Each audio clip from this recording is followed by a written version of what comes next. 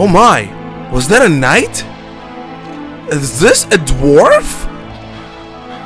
Is this an Amazon? And you're not gonna tell me this is not a barbarian. I am back, my fellow viewers. No, we're not gonna do the tutorial. We're gonna continue the game. Guys, bringing you the best freaking hack and slash game ever in the past 10 years. This game is the release of 2001, and this game is so epic, I'm gonna shut up and let you listen to the story of this wonderful game. So, watch. The steps of Comm have faded into the distance behind you, leaving only memories. These days of journey across the ancient tribal grounds have been like a dream. But now, before your very eyes, Kashgar, the mythical homeland of your ancestors. What mysteries, what fate awaits you in the shadows of its sacred wilds. So, blocky textures, unbelievably outdated graphics, and still the top hack and slash game I've ever had the pleasure to play, my fellow viewers. I've been out of the equation of freaking commentating for 2.5 weeks because I was busy like ass, and I got this game working. I bought a new copy, and I'm bringing you the best freaking bloody, the goriest game ever to freaking date. Corpses never disappear. Blood all over the place. Well, certain corpses don't disappear. Blood all over the place and pure mayhem. You want to fight a real orc? There he is down there. Glitches, plenty. Blood, plenty. You know what's the best way to kill an orc? Just cut his hand off. Just cut his freaking hand off. That's the best way to kill an orc. Or even better. You know what? Forget the hand, right? We're just gonna do this. Wait, his head came off?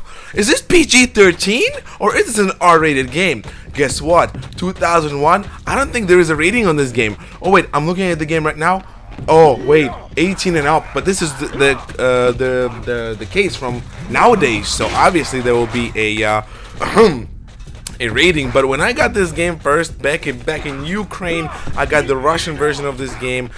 I was just like jizz in my pants because this game was so hard back then. This game was the bloodiest game I've ever owned, and it was the best graphics to date for that game. You can block, you can jump back, so much strategy involved in this game, it's not even funny. You can chop off every single part of the body, from the limbs, so forearms, wrists. You can even cut off individual parts of the shoulders on certain enemies. This game is bloody, and the corpses will never disappear. There are puzzles, there are unbelievable monsters. There's a buttload of weapons for each of the characters. There's 4 in total. You've seen all of them. You've seen a knight, a barbarian, which I'm playing with right now. You've seen a dwarf, and you also seen an Amazon. Enemies, believe it or not, the AI on these guys is not like stupid plain dumb. They block, they defend, they jump away from the side. Obviously, at this point of the game, it's pretty early, so you're pretty much more powerful than them, but their attacks do much more damage than you do, and they have much more armor in terms of later on in the game. But this is the first mission. You can almost say it's like a tutorial, but even though there's no there's an official tutorial, but I'm playing the game the way it is because I know exactly how it plays. This is a barbarian. Oh! You want to walk hand in hand with a orc but not be afraid of him? Just take his severed hand. Just make sure it doesn't blend in the wall. And guess what? You don't like this hand? You want to exchange it for something better? Throw it away at the other orc. I kind of missed. I don't usually like to do like 10 damage with that pretty arm of his. But enemies are diverse. There's a lot of different enemy types. There's a lot of different enemy weapons. Some enemies have specific weapons to them. Some enemies share weapons with you, especially if you're the knight or the dwarf. Oh, head comes off. Which is a better way to kill an orc? Honestly, guys, be honest with me. Do you want to see him disappear into a mist? Or do you want to see his bloody, gory body with damaged armor, lacerations, missing limbs right there beneath your feet? And you can take these body parts, throw them in the rod, and you can just see the blood drip in this pixelated 16-bit world. I'm not even sure how big it is.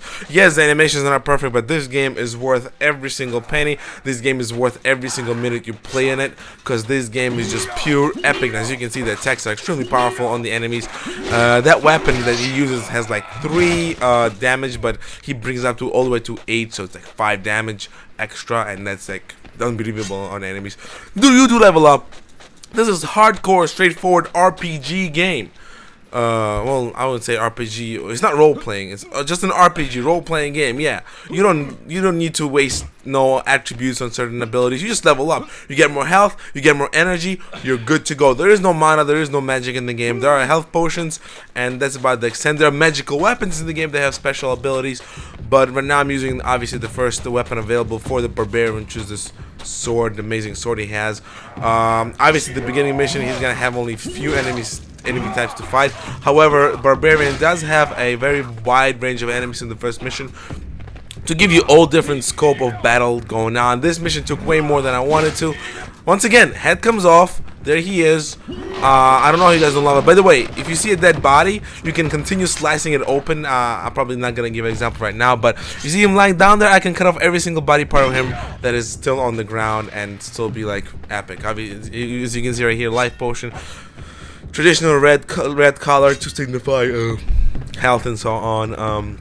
Obviously, the variety of weapons is huge, and there's super attacks, special attacks, you name it, this game got it. Enemies from the undead, to orcs, to minotaurs, to ogres, to death knights, to every single thing you ever wanted in a fantasy RPG, this game has, and it's 10 years old. What bothered me my entire life playing in these games is that why do current generation of games make the bodies disappear? Here you go, a game from 2001 that has an extremely huge and complex level structures that have persistent dead bodies, persistent weapons, and persistent potions lying around ready for you to pick up at any given moment. If you can go back to an area, you can go and pick it up. And you want to see the carnage you caused? Just watch, just look on the ground with dead body spurs and stuff. I don't understand why current games don't do that. Why current games force me to not see my dead opponents in their all glory and disgusting beauty. I just will never understand that fact. And as you can see, just poning this orc right here. Oh, you gonna shout at me? There you go. Almost ran out of energy right there. A really neat trick I learned way back 10 or so years ago. I got this game when it just came out, when I had the opportunity to buy it back in Ukraine, and it was like epic. So you just saw a mini orc. Now you're gonna see an orc captain. That's what I call them. Obviously they have official names, but but I like calling them my way. This is an orc captain for me.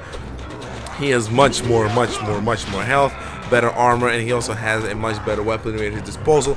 He has an axe for a dwarf and a wooden shield which has like 80 defense, so it will take me like 8 strikes on it to actually get through it. And when you do get through it, you actually do hurt the enemies and they do step back. So you can also have shields and swords and axes and whatnot.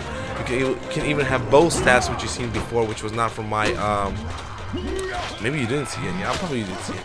Which is not from my character. You can't just use it. Obviously, you can just pick up a weapon and try using it, but it will not be effective in any way. Let's get some health. As you can see, just pretty much cut him apart and off, and there's blood all over the place. Obviously, the characters are not awesome in their detail, but I will tell you that for a game from 2001, the animation of the enemies and of the as you can see, just showed you that you can still cut off limbs.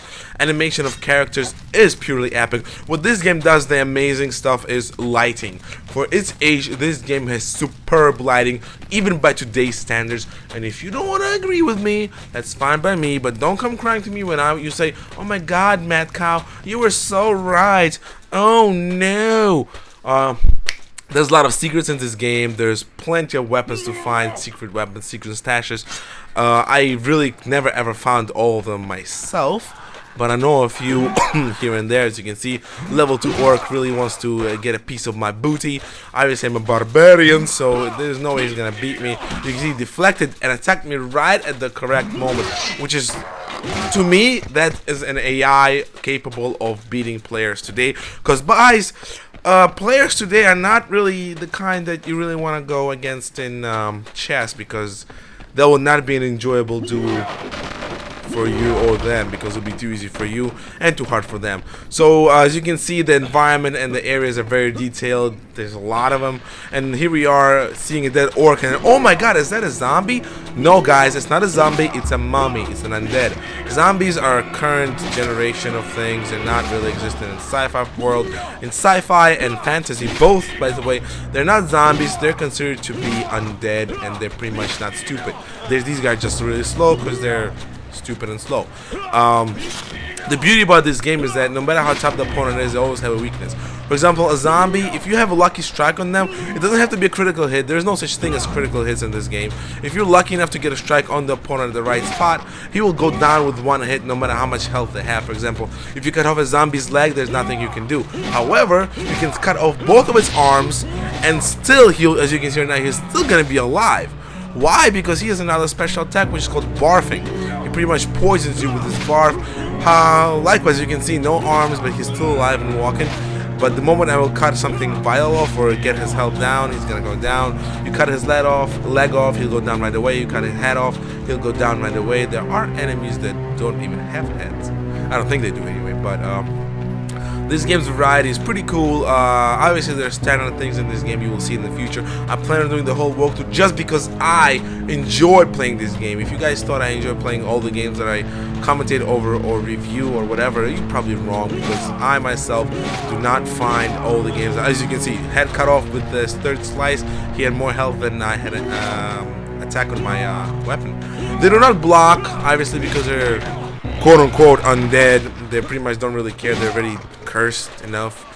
Obviously the game has glitches, but you know what, for what it is and how old it is, it's worth it. This game does not run natively on Windows 7 or with any new graphics upgrades, but I actually got a way to play it with OpenGL and a few modifications which let me play this wonderful game on my Windows 7. Yes, I told you that bodies will disappear, but these bodies do. Simple reason for it is they've been dead for a very long time. They were kept by magical forces of evil to be alive, and you know what? Like in many vampire movies, you just go to dust once you die completely, because nothing is keeping you together since you're pretty much useless, and evil does not really give a crap about what you do. So let's just boom. I do a lot of same attacks right now. As you can see, third slice, his head came off, because they're easy. These enemies are not hard, and I really do not need to perform any super attacks on them or special moves to bring their health down enough. Luckily enough for me, these guys are just fun. Every enemy you kill in this game gives you experience, and it's extremely important to have this experience with you at all times, because at the right time, the right experience point, the right super attack will grant you a kill as opposed to a death, which is very, very unpleasant thing to have in this game, because you can cut off their heads, right? They can do the same thing to you guys. So I will see you next time. Thank you for joining me. Peace out.